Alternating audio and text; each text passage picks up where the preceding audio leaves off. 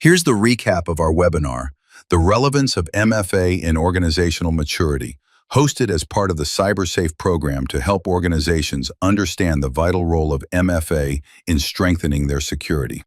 Yes, sir. Yeah. Good evening, everyone. Thank you for joining today's session. My name is Anoop here, Anoop PS, Vice President for Managed Services and Projects. Today's session is part of Soffit CyberSafe Insight Initiative. Today's session specific focus on the relevance of multi-factor authentication.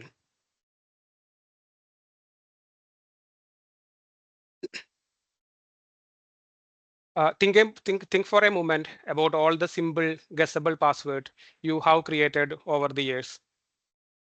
So these passwords you have used for login to your system, small password which is guessable to everyone. You have probably been told to avoid these and create complex password with a mix of capital letters, numbers, symbols, and you might think, okay, I'm safe now. But there is a simple, undeniable truth we need to face. A strong password alone is no longer enough to protect us in the AI era. An attacker can use a stolen or guessed password to get into your most important accounts, your email, your bank, or your social media. This isn't a future threat, it's happening right now. Passwords are stolen in so many ways. We all are familiar with hearing about massive data breaches where password from companies we trust end up for a sale on the dark web. A simple phishing email can trick us into giving our password away. Even a malware on PC capture the credential you saved on your browser or use a keylogger to record our keystrokes. I can tell you an example.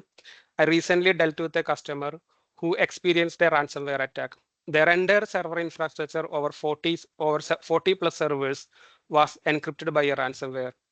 Their production was completely down. And it was a huge effort from the entire IT team working around the clock just to restore their services back into the production. When we analyze the logs to figure out what happened, we saw that the attack was occurred in the early morning 3 a.m. and the attacker is used a user account login via the SSL VPN and which they given for one of their user. This entire incident with all its cost and all its stress could have been prevented if a multi-factor authentication had been configured. Even with the correct password, the attacker would have been blocked because they wouldn't have the second piece of authentication, the second layer of security today we are talking about. So we need an extra layer of protection, something that stops a hacker even if they have your password. You may heard this term before, but today we will break down exactly what it is and why it is so critical for protecting our digital lives. At its core, MFA is a security mechanism that requires to prove your identity by providing two or more independent pieces of information. It's a simple concept with a powerful goal to create a layered defense that make it incredibly difficult for anyone to access your accounts. This is just a recommendation. It's a core component of a modern security practices.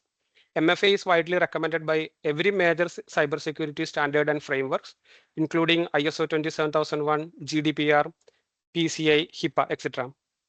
MFA works by combining different categories of authentication factors. We have something you know. This most common factor we use every day. It is information you have memorized. This includes things like your password or PIN number. This factor is also most vulnerable. It can be guessed, stolen through a phishing attack, or found in a data breach. The second factor is something you have. This is a physical object that in your hand. This is where MFA really gets its power. Example, include your smartphone, which can receive a one-time password or a push notification. It could also be a dedicated hardware device like a security key. By requiring access to a physical device, this factor makes it much harder for an attacker to compromise your account from a remote location. And finally, something you are. This is the most unique and personal factor because it's based on your own unique biometric characteristics. Biometric authentication is incredibly secure and convenient, but it also does require a specialized hardware because we were dealing with a unique personal data and it requires a careful handling. In summary, the power of MFA comes from combining two or more of these independent factors. For example, using a password, something you know, and a code from your phone, something you have. By doing this, MFA enhances security and it reduces the risk of unauthorized access. It means that even if a bad actor gets your password, they can't get in because they don't have the second independent factor, the key from your phone, your fingerprint, or your security key. How MFA actually protects us and our data. Multi-factor authentication is incredibly powerful tool because it significantly reduces the risk of unauthorized access. Example, two locks on a door. Even if an attacker has the key to the first lock, your password, they are completely stopped by the second. They still need access to your phone or your fingerprint. The benefit of these approaches are clear and impactful. By implementing MFA, we get protection against credential theft. If an attacker tricks you into giving them your password, they still can't get in your account. Reduce the impact of password reuse. We all know we shouldn't reuse the password, but let's be honest, we all have done it. With MFA, even if a password from one account is compromised, and if the attacker is used to try login to another account, still it will be blocked using the second factor authentication. Enhanced security for remote access and cloud services. As more of us are work from home and use cloud-based application, MFA is essential. It to ensure that only authorized users can access sensitive company data no matter where they are. Nowadays, we are using cloud-based application, SaaS-based application. You just assume if the attacker got the administrative access of our application or administrative access of the cloud, they can spin up the servers whatever size they need, and they can use our tenant or our cloud platform, attack other people, or erase the entire services which we are running on the servers. And finally, improve trust and confidence. When people know their accounts are protected by these robust security measures, they will feel more confident about using online services. MFA is especially effective against some of the most common and dangerous attack methods we see today. It stops brute force attacks where hackers use software to guess thousands of passwords per second. It's also stop credential stuffing where they use leaked password from one account and try other accounts. And it is the single best defense against social engineering and credential theft because even if the attacker gets your password, they can't complete the login process. Let me give you another example. Recently, when we are evaluating a dark web monitoring solution for a customer, we made a shocking discovery. The solution pulled up a list of user accounts and their corresponding passwords that were available for sale in the dark web. We immediately took this information to the customer and asked them to validate their account and credentials. The results were alarming. Surprisingly, these accounts and credentials were still valid.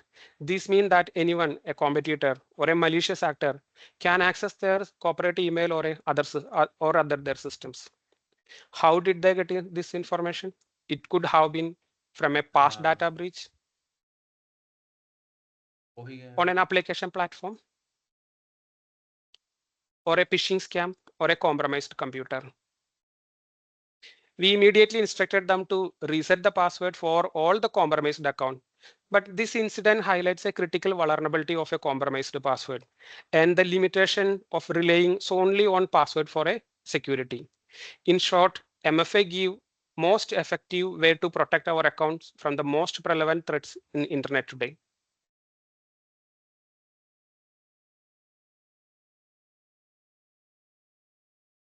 There is no single MFA device Instead, it's a security principle that can be implemented using a variety of technologies. The best method for a person or an organization depends on their specific need for security, convenience, and cost. One of the most common method is one-time password or OTP. These are temporary codes generated for a single session. They are only valid for very short period and expire immediately after they're used. This huge improvement over a static password.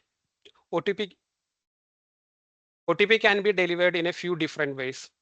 The most common are through SMS, email, or an authenticator app. The main advantage here is that OTP are easy to implement and are widely supported by huge number of services. You can think about how you are transferring the funds on online bank. Next, we have push notification, this modern user-friendly evolution of OTPs. Instead of generating and typing a code, the authentication app on your phone sends a direct alert to your lock screen. It's simple yes or no question asking you to approve the login. It's fast and make it's very easy for you to spot a fraud login attempt also, because you will get a notification for a login you didn't initiate. This an example is the Gmail. When you try to log in Gmail, you will get a notification on your phone. For the highest level of security, we can use hardware token. These are physical devices that you need to have your possession to log in. Example include YubiKey. The primary advantage here is that they are highly secure and incredibly resistant to remote attacks. An attacker can't steal a physical key from a different geolocation. Next, we have biometric authentication, face or iris. This perhaps the most user-friendly method because it's used something you are, your unique biological traits to verify your identity. The security is very high as it's nearly impossible for an attacker to replicate your unique biological information. It's also incredibly convenient thing unlocking your phone with your face or fingerprint.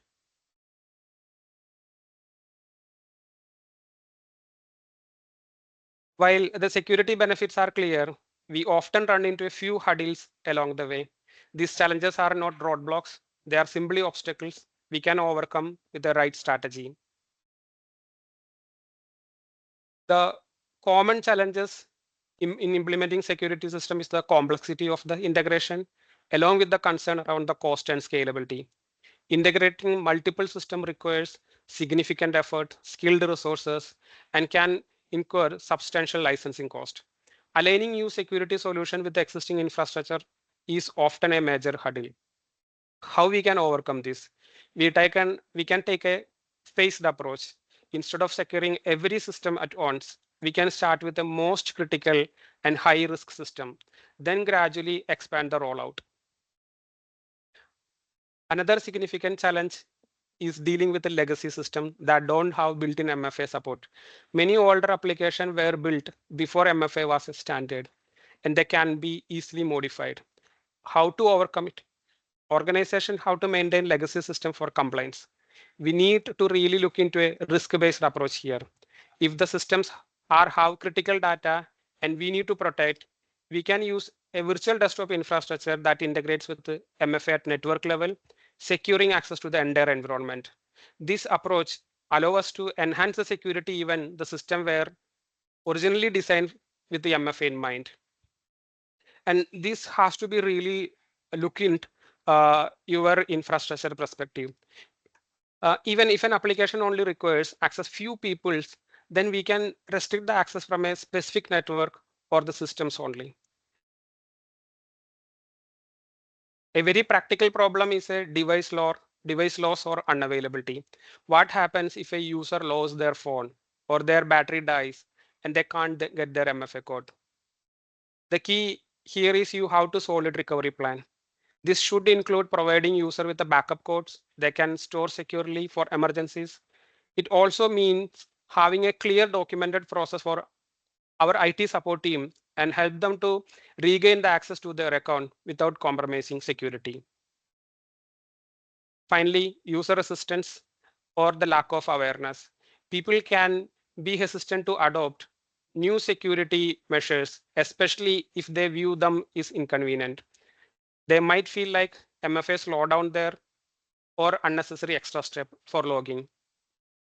We need to make a strong case for why it's important. This means educating users not just on how to use MFA, but on the risk they face without it. We can show them real world examples of phishing scams, data breaches, help them to understand that this is for their own protection. In conclusion, all these challenges are manageable by focusing on user education, planning for unexpected, and choosing the right technology. We can successfully implement a robust MFA strategy that protect our data and our users. Thank you, everyone. Um, Mukund,